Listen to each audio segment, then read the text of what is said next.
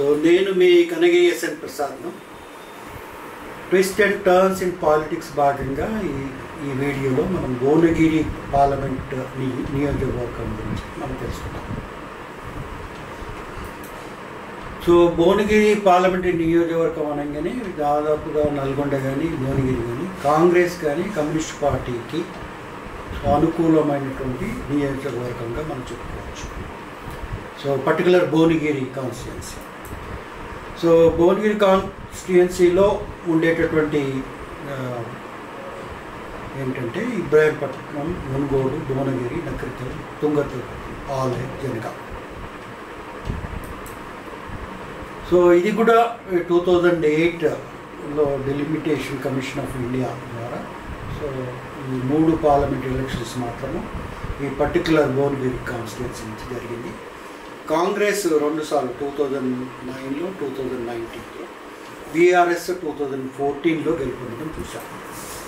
So ఇక్కడ voters చూసినట్లయితే 16,28,033. So దాదాపు 60% లిటరసీ ఉంది. SC 19.6, ST 6%, Muslims 7.2, rural 3.7. Urban rural మనము చూసినట్లయితే మనము ఇక్కడ 15% వీళ్ళు అర్బన్, రూరల్ వచ్చి మనకు 80% ఉంది. ఓటర్స్ టర్న్ చూస్తే 74.4%. ఇక్కడ పోటీ చేసేటటువంటి ప్రధానమైనటువంటి పార్టీలు కారు గుర్తు, తర్వాత కమలము, కేటీ, తర్వాత సిపిఐఎం. సో బూరా నర్సయ్య గౌడ్ ఇంతకుముందు బీఆర్ఎస్ నుంచి ఎంపీగా గెలుపొందారు. ఇప్పుడు ప్రస్తుతం బీజేపీ నుంచి కాంటెస్ట్ చేస్తున్నారు. చామల కిరణ్ కుమార్ రెడ్డి కాంగ్రెస్ నుంచి పోటీ చేస్తున్నారు ఫస్ట్ టైం ఎంపీగా. సో తను కాంగ్రెస్ యువజన నాయకులు. సో తర్వాత క్యామ మల్లేష్, సో ఈ బీఆర్ఎస్ నుంచి. మొహమ్మద్ జహాంగీర్ అనేటటువంటి వ్యక్తి సో సిపిఐఎం నుంచి కాంటెస్ట్ చేస్తున్నారు. సో 2009లో ఇంతకుముందు మనం చూసినట్లయితే ఇండియన్ నేషనల్ కాంగ్రెస్ కోమటిరెడ్డి రాజగోపాల్ రెడ్డి పొందడం చూశారు. తర్వాత 2014లో బూరా నర్సయ్య గౌడ్ తను బీఆర్ఎస్ నుంచి గెలుపొందారు. సో తను బీఆర్ఎస్ను వీడి ఇప్పుడు బీజేపీలో చేరారు. 2019 కోమటిరెడ్డి వెంకటరెడ్డి గారు ఇండియన్ నేషనల్ కాంగ్రెస్ నుంచి గెలుపొందారు.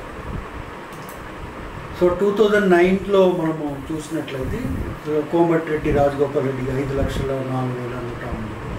సో 44.70. తర్వాత నోములో నరసింహయ్య, సో సిపిఐఎం అంటే సెకండ్ హైయెస్ట్ వచ్చాయి, 3,64,215, 32.2. తర్వాత పిఆర్పి ప్రజారాజ్యం పార్టీ నుంచి చంద్రమౌళి అనే వ్యక్తి 1,04,872, 8.30. బీజేపీ నుంచి చింతా సుంకరమూర్తి, సో వాళ్ళకు వచ్చిన పర్సంటేజ్ అంటే 4.06, 45,898 ఓట్లు వచ్చాయి. 2014లో మనం ఇంతకుముందు చెప్పినట్టు ప్రస్తుతం బీజేపీ నుంచి కాంటెస్ట్ చేసిన బూరా నర్సయ్య గౌడ్ 2014లో 4,48,247. సో 40% ఓట్స్ సంపాదించుకుంటున్నారు. కోమటిరెడ్డి రాజగోపాల్ రెడ్డి కాంగ్రెస్ నుంచి 4,17,750, 34.47. సో బీజేపీ ఇప్పుడు గవర్నర్గా ఉన్నటువంటి ఇంద్రసేనారెడ్డి గారు ఇక్కడ కాంటెస్ట్ చేయడం జరిగింది. 1,83,217, 15.12. సో చేరుపల్లి సీతారాములు, సో సిపిఎం నుంచి 54,035, 4.4%. సో 2019లో మళ్ళీ కోమటిరెడ్డి వెంకటరెడ్డి, సో 5,32,795, 44.37. సో బూరా నర్సయ్య గౌడ్ బీఆర్ఎస్ నుంచి ఓటు చేసినప్పటికి కూడా సో తనకు 42.56%, 5,27,576. శ్యామ్ సుందర్ రావు, సో బీజేపీ నుంచి కాంగ్రెస్ 5.4%. సో గోడ శ్రీరాములకు సిపిఎం నుంచి 2.46. అంటే మనకి ఏమర్థమవుతుందంటే బీజేపీ పర్సంటేజ్ 5-6%, 4 నుంచి 5-6% మధ్యలోనే మనకు ఉంది పర్సంటేజ్ బీజేపీది ఈ పర్టికులర్ ఓటర్లో లేదు. కాకపోతే ఇక్కడ ఏంటంటే ఇప్పుడు కాంటెస్ట్ చేసేటటువంటి క్యాండిడేట్ని బట్టి మనం ఇక్కడ ముఖ్యమైనటువంటి నేతలు మనము భువనగిరి చూసినట్లయితే జానారెడ్డి గారు, కోమరెడ్డి వెంకటరెడ్డి బ్రదర్స్, రాజగోపాల్ రెడ్డి గారు, వెంకటరెడ్డి, ఉత్తమ్ కుమార్ రెడ్డి గారు, గోరన్ నర్సయ్య గారు, ఇంద్రసేనారెడ్డి, గుప్తా సుఖేందర్ రెడ్డి, తర్వాత పల్లా రాజేశ్వర్ రెడ్డి, అద్దంకి దయాకర్, జగదీశ్వర్ రెడ్డి. సో ప్రముఖమైనటువంటి వివిధ పార్టీలకు చెందినటువంటి నాయకుడిగా మనం చెప్పుకోవచ్చు. సో బూర నర్సయ్య గౌడ్ స్వతహాగా చాలా మంచి వ్యక్తి. సో మంచి ప్రొఫైల్ ఉన్నటువంటి వ్యక్తి. తను డాక్టర్. సో సూర్యాపేట వరకు తను ఇంటర్మీడియట్ చదువుకున్నారు. తర్వాత ఉస్మానియా మెడికల్ కాలేజ్ నుంచి 1983లో విత్ ఫస్ట్ డివిజన్ డిస్టింక్షన్లో వచ్చారు. So MSc in general surgery from Osmania medical college. ఈ laparoscopic society is the pioneer in laparoscopic surgery అని అంటారు ఇండియాలోనే. సో దాదాపు 32,000 ప్రొసీజర్స్ ఈయనకు క్రెడిట్లో ఉన్నాయి. కాబట్టి ఇతను టీచరు, తర్వాత academician, trainer, writer and then social worker. కాబట్టి ఇతని యొక్క ప్రొఫైల్ మనం కరోనా టైంలో కూడా తను చాలా సోషల్గా చాలా ఎక్కువగా చేయడం జరిగింది. తను ఉన్న పీరియడ్లో ఏం చేశాడంటే all India institute of medical science వచ్చింది, కేంద్ర విద్యాలయ, తర్వాత పాస్పోర్ట్ కేంద్రం వచ్చింది, ఎంఎంటిఎస్, యాదాద్రి టెంపుల్, తర్వాత mother and child hospital, Boeing Tata company, dry port, ఇవన్నీ కూడా తన హయాంలో తను సాధించినటువంటి విజయాలుగా మనం చెప్పుకోవచ్చు. సో ఇక్కడ చామల కిరణ్ కుమార్ రెడ్డి సో ఈ కాంగ్రెస్ నుంచి పోటీ చేస్తున్నారు. మనం భువనగిరిని ఈ విధంగా చూడాలి. కాంగ్రెస్లో ఒరిజినల్గా వాళ్ళ జీన్స్లో కాంగ్రెస్ మాత్రమే ఉంది. కాబట్టి కమ్యూనిస్టు భావజాలం, తర్వాత ఈ కాంగ్రెస్ భావజాలం ఈ పర్టికులర్ నల్గొండ ఉన్నటువంటి భువనగిరి కానీ నల్గొండ కానీ ఎక్కువగా కనిపిస్తుంది. కాబట్టి వాళ్ళు ఎక్కువగా ఈ కాంగ్రెస్ పట్ల అభిమానం ఎక్కువగా చూపించేటటువంటి ఈ పర్టికులర్ కాన్స్టిట్యుయెన్సీ. సో ఇతను 2016లో ఈ కాంగ్రెస్ పార్టీకి చేరాడు. తర్వాత 2012లో వైఎస్ఆర్సిపి ఉన్నాడు. తర్వాత 2010లో 17 నవంబర్ కాంగ్రెస్ ఎక్స్పెల్ చేయడం జరిగింది. తర్వాత మళ్ళీ కాంగ్రెస్ రావడం జరిగింది.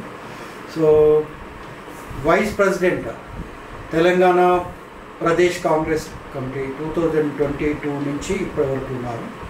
General secretary Indian youth Congress 2007 నుంచి 10 వరకు ఉన్నారు. కాబట్టి ఇతను కూడా తను ఇప్పుడు కాంగ్రెస్ గవర్నమెంట్ ఉంది స్టేట్లో, కాబట్టి ఖచ్చితంగా కాంగ్రెస్ గెలవడం వల్ల సో భువనగిరి ప్రజలకు అడ్వాంటేజ్ అవుతుంది.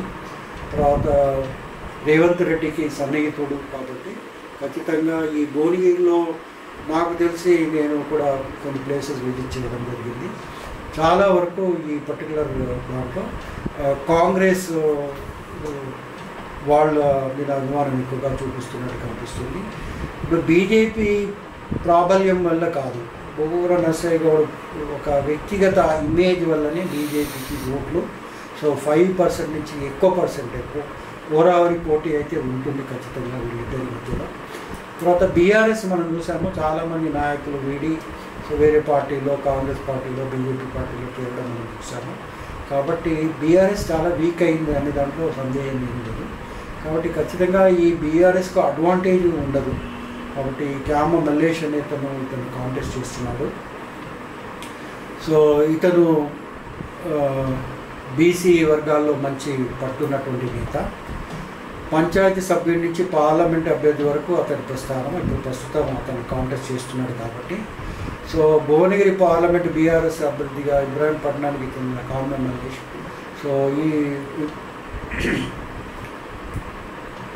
సో తనకు అంటూ ఒక మంచి నాయకుడిగా ఈ గుర్తింపు సంపాదించుకున్నాడు.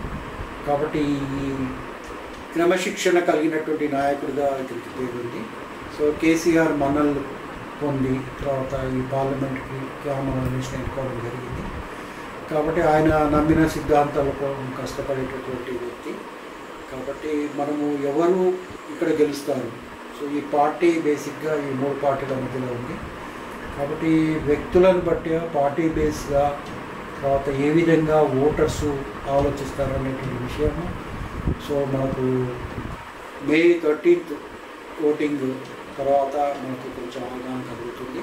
కాబట్టి బీజేపీ ఓట్ల పర్సంటేజ్ ఖచ్చితంగా పెంచుకోగలుగుతుంది. కాబట్టి గెలవడం అనేది కొంచెం కష్టంగానే మనం చెప్పవచ్చు. ఎంత ప్రొఫైల్ బాగా ఉన్నా కూడా మరి అక్కడ ఉండేటటువంటి ఓటర్స్ల యొక్క భావన ఏ విధంగా ఉంటుందో మనం అంచనా వేయడం చాలా కష్టం. సో సిపిఐఎం నుంచి జహాంగీర్ అనేటటువంటి అతనికి ఒక హోటల్ ఉంది, చాలా సింపుల్ పర్సన్. కాబట్టి అతను కూడా కాంటాక్ట్ చేస్తున్నాడు. అతను ఎంతవరకు ఓట్లను తెచ్చుకోగలుగుతాడు, 4,000 5,000 అంతకంటే ఎక్కువ ఓట్లు సంపాదించుకోగలుగుతాడు అన్న విషయాన్ని సో మనము ఈ రిజల్ట్స్ తర్వాత మనకు తెలుస్తుంది. సో కాబట్టి ఈ భువనగిరి పార్లమెంటు నియోజకవర్గం గురించి సో డీటెయిల్గా మనం క్యాండిడేట్స్ గురించి కాంటాక్ట్ చేసేటటువంటి క్యాండిడేట్స్ గురించి మేము తెలుసుకున్నాము. సో May 13th ఓటింగ్ ఉంది. కాబట్టి ఆ ఓటింగ్లో ఎవరు ఈ ఓటర్స్ వాళ్ళు కారు గుర్తుకు వేస్తారా, కమలం గుర్తుకు వేస్తారా, తర్వాత చేతి గుర్తుకు వేస్తారా అనేది మనం వేచి చూడాల్సింది. కాకపోతే భువనగిరిలో సో మనము మిగతా అనాలిసిస్ చూసినట్లయితే భువనగిరి కాంగ్రెస్కు అనుకూలంగా ఉంది అనేటటువంటి సందేహము లేదు. Thank you very much. Thanks for watching my videos.